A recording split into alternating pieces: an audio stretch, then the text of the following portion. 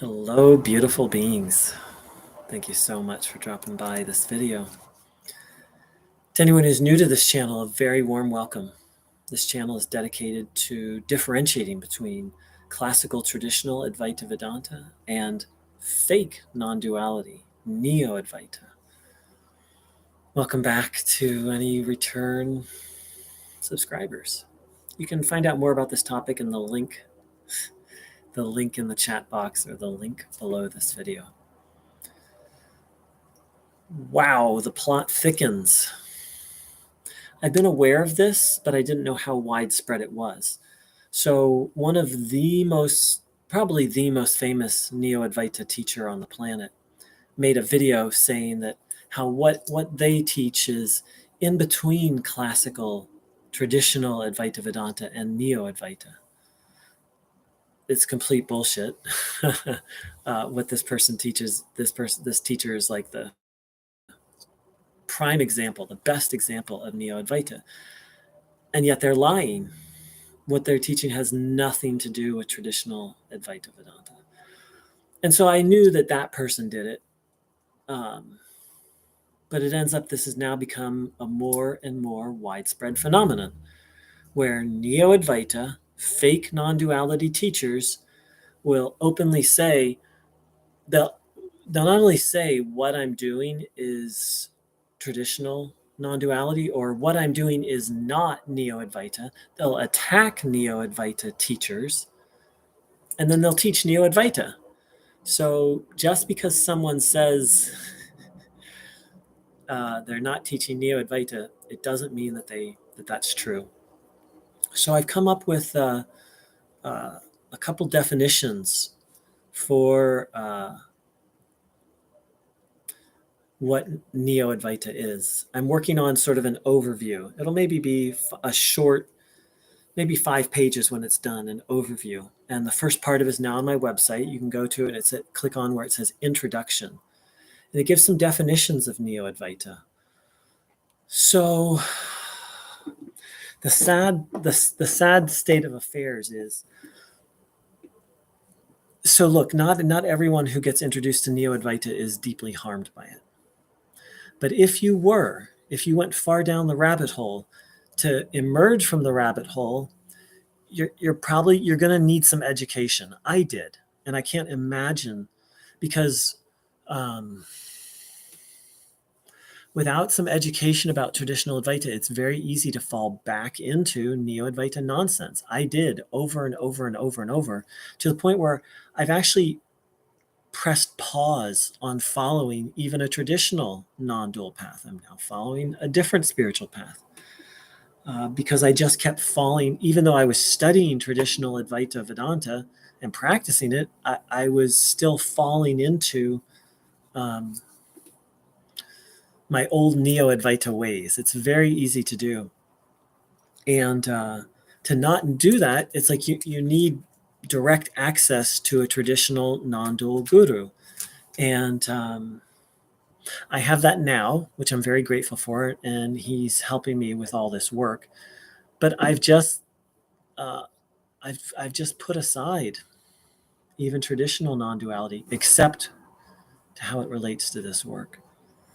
So I've put some definitions up there that I found really helpful, and it's very disheartening. Neo-Advaita is just lies within lies, and it's very disheartening to discover this one more lie.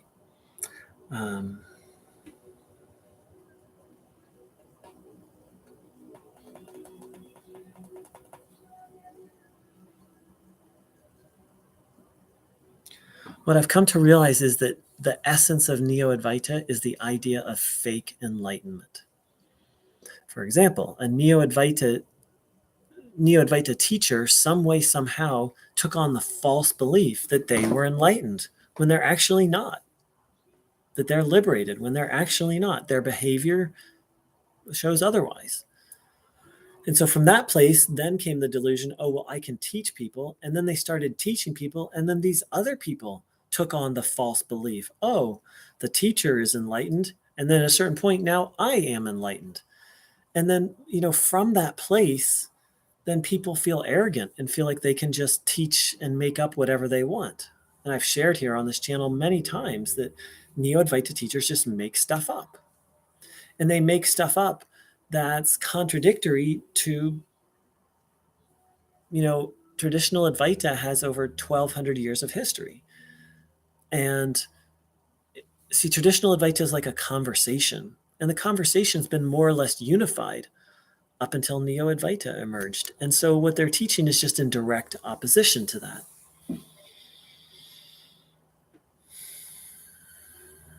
And it's from a place of arrogance, and it's from a place of falsely believing that they're enlightened.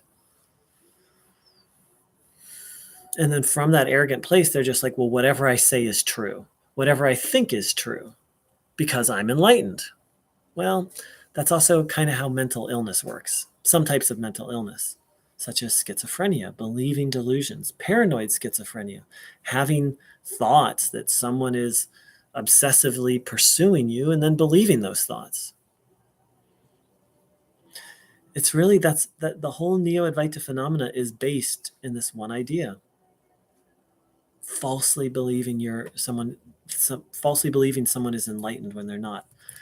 So I'm going to be talking a lot more about this, or I plan to. Who knows what'll happen, but that's my plan.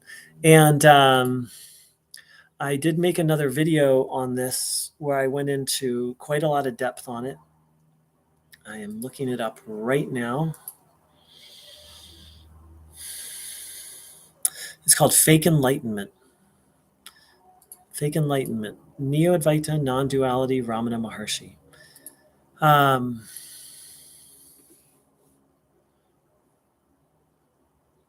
So it only becomes a problem when, a Neo-Advaita teacher can just blah, blah, blah, blah, blah all day, but it's only when someone takes them seriously that things become a problem. And people only tend to do that once they see. I did it unconsciously. I was like, this guy has got to be enlightened. It wasn't, it's just like, oh, the energy I feel in him, around him. Oh, he knows Sanskrit. Oh, he knows Ramana Maharshi so well. Oh, it wasn't really conscious, but there were all these little things that I sort of fit together, and it was like, oh, this teacher's enlightened, and just started believing them. A traditional Hindu guru I'm checking out right now says that before you accept someone as a guru, you have to do your due diligence. You have to see if what they're teaching is in alignment with the Hindu scriptures. And the Hindu scriptures are a little different than the Christian scriptures. The Hindu scriptures are more like an instruction manual for how to wake up. Oops, my internet connection is a little laggy. One moment. These aren't scriptures in the way we're used to them in the West. They're literally instruction manuals and sort of philosophy overviews, but primarily the step-by-step process to attain liberation. And so what Neo-Advaita teachers teach is in direct opposition to that. And as the song goes, things that make you go, what's that about? Thank you so much for dropping by. And had a first Neo-Advaita recovery support group. I'm digesting, meditating on that. It went really well from my point of view, and other people shared similar sentiments. And fine-tuning it a little bit, and gonna have more.